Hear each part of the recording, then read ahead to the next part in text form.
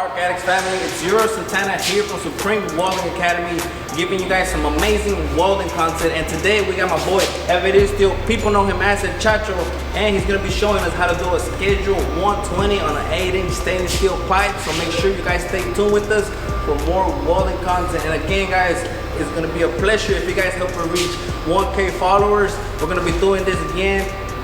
Giving you different techniques from different people all around Texas, guys. Okay, so make sure you follow up with us. Stay tuned.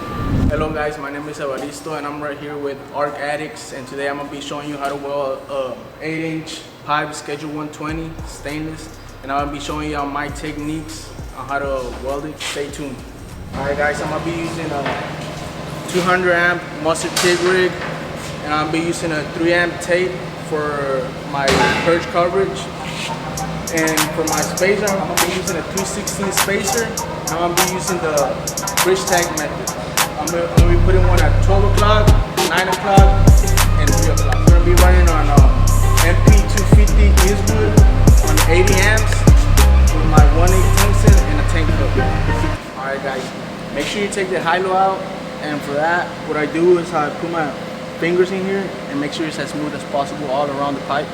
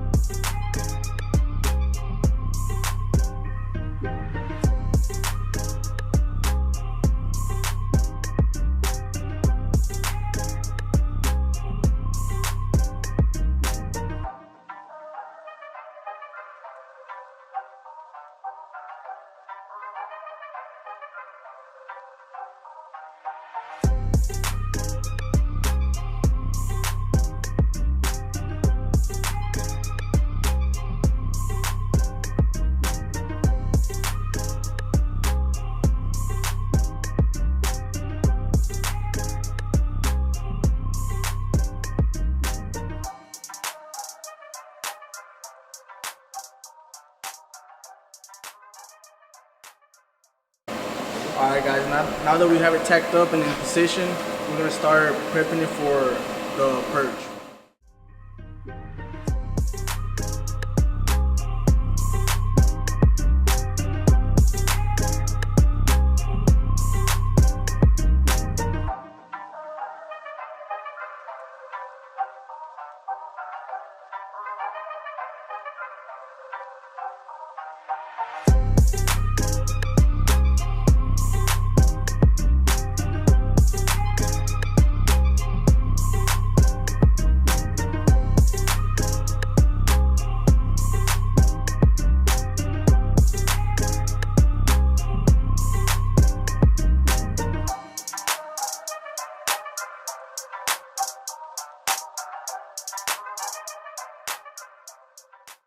Alright guys, so my pipe is already perched down, and I'm ready to throw my root pass. I'm gonna cord it out. I'm gonna start from here to here, here to here, and here to here.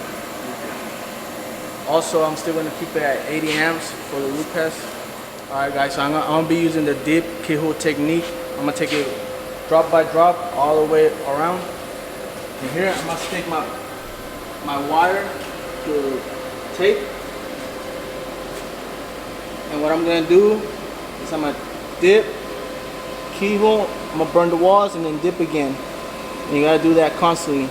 Make sure you don't take too long on dipping the rod, because your keyhole is gonna open too much and you don't want that. Okay guys, now before you actually go ahead and start, you have to make sure you start back about a quarter. That way, whenever you're going up and you see your keyhole open, that's whenever you start fitting your rod. Now, it's very important for you guys to keep doing the same method continuously, drop by drop after drop. Don't take too long to add the drop. If not, the keyhole is gonna get too big, and it's gonna be harder for you to control it. Remember, we're running at 80 amps, drop by drop technique.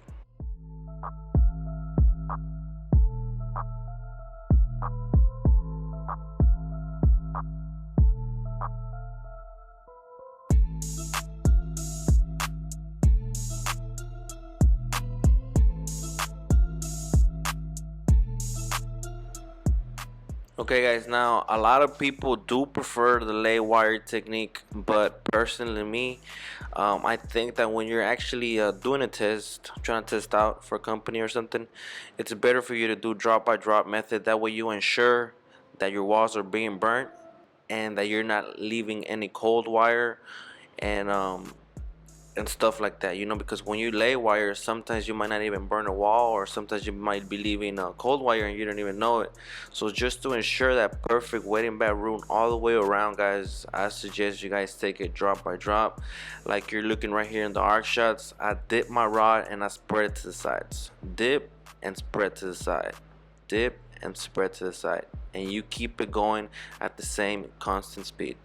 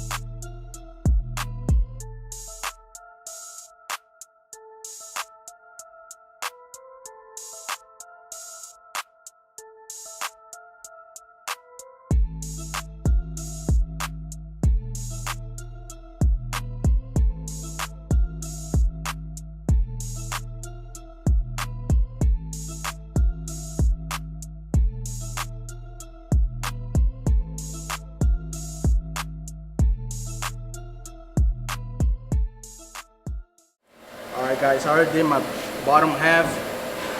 What I'm gonna do right now is I'm gonna take out my tags. After you grind your tags, make sure to let the purge flow for like a good 1-2 minutes so you don't have no oxygen inside the pipe.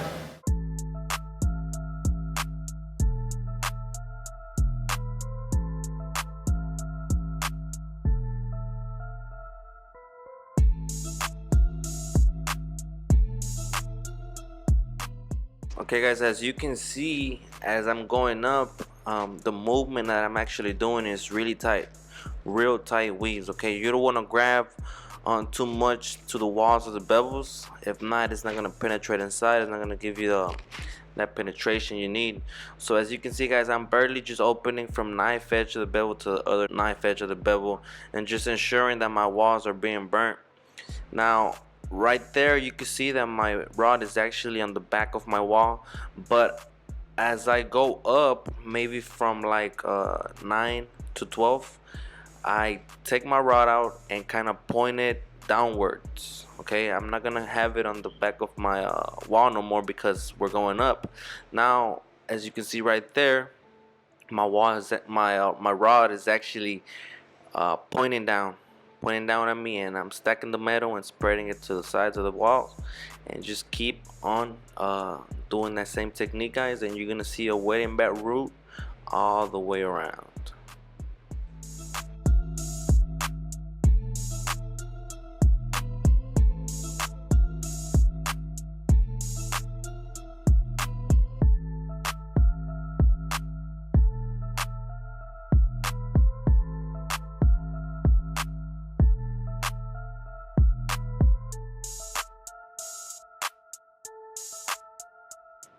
Okay guys, as you guys can see right there, I actually got my cup laying on the bevels now, so I'm actually just kind of wiggling the cup between the bevels, and just to go a little bit faster, you know, and actually ensure that I'm actually burning my walls down. That is actually a really good technique guys, because it helps that root look really nice and uniform all the way around. But keep in mind, it's gonna be the same technique, okay? Dip and keyhole technique. Okay, so just make sure you're following up with us, and you're gonna see some good welds. Okay guys, now for the tie-in, you gotta make sure you lower down your purge, or you make some holes on the front, on the where you got your tape at, just to ensure that that argon don't push out while you're tying in. And as you can see, that's a good route all the way around. Good tie-ins all the way around, guys. Everything looks good on uniform, and that's what the QC is looking for. So just make sure you go ahead and take your time and get everything right on the first try.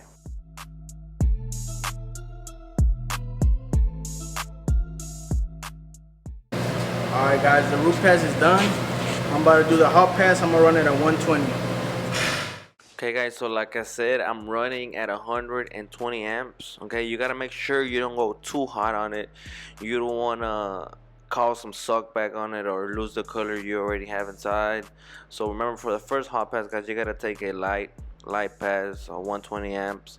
Make sure you're not staying too long in the middle. Make sure you're burning your walls, and if you do that, you're gonna get some nice colors all the way around. Now after this, we're gonna be bumping it up to 160, and you're gonna see the difference in the colors. Okay, right now it's gonna give me like a gold looking color, but as I turn on my amperage, it's gonna turn to a different color. It's gonna give me like a blue with the orangish color.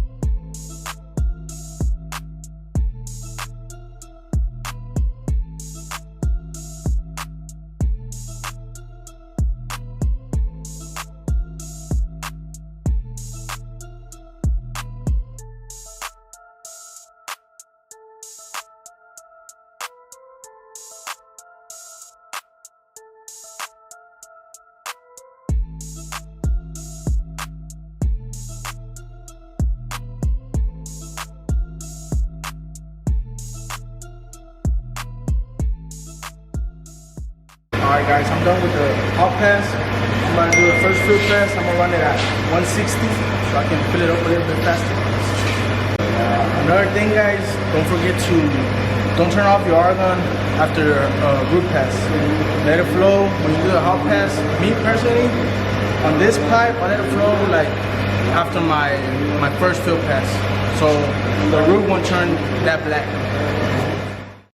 Okay guys, now another quick little tip: when you're doing your filler passes, try not to do real tight weaves. Okay, you kind of want to spread them out a little bit out like a Z.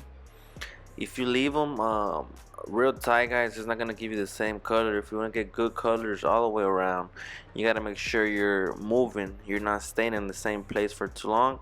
If not, the metal is gonna carbonize and it's gonna turn gray. So make sure you're moving quickly.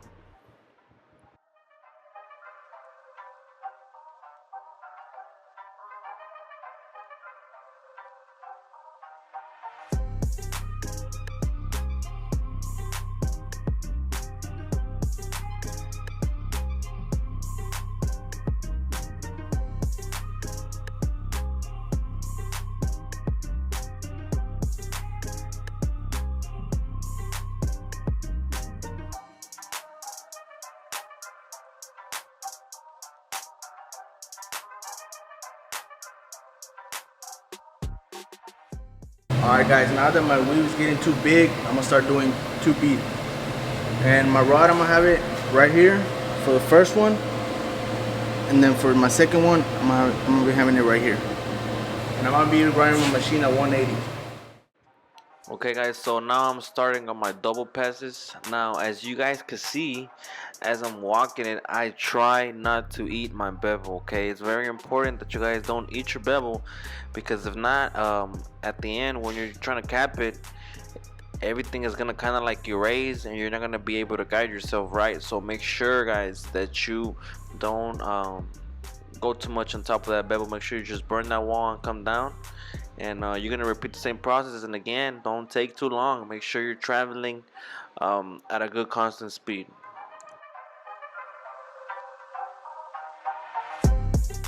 Okay guys, so basically after that guys, it's basically the same thing. You're gonna repeat the same process all the way around. You gotta make sure that you leave your pipe good and flush, maybe just a little bit above flush, so your cap could have a little dome shape.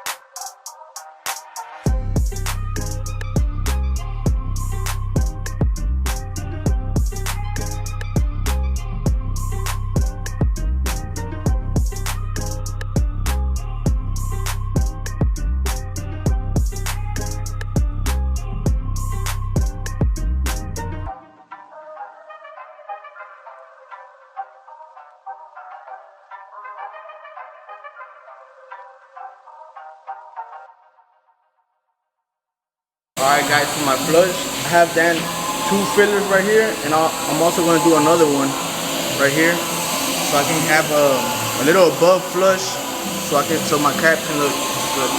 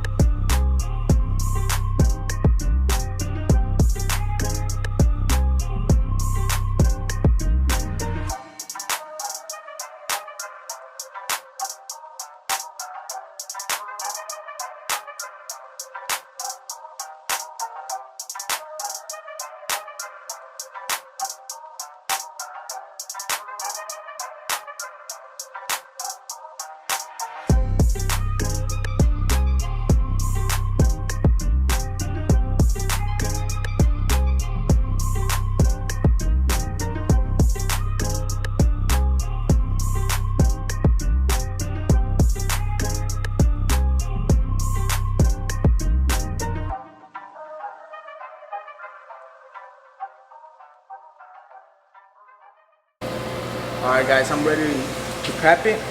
I'm gonna throw a 3B cap. I'm gonna run my machine at 140. And remember to keep that constant speed all the way down.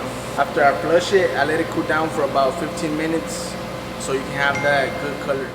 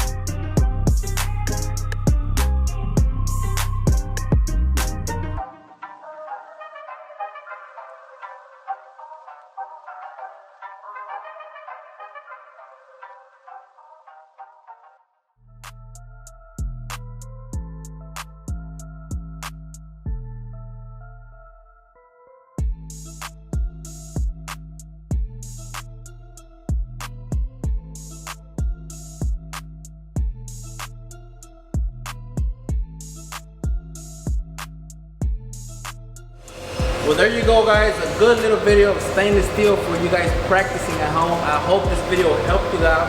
And this is why we're here, to give you guys some amazing welding content and techniques from different people all around Texas. Remember to like, subscribe, and comment.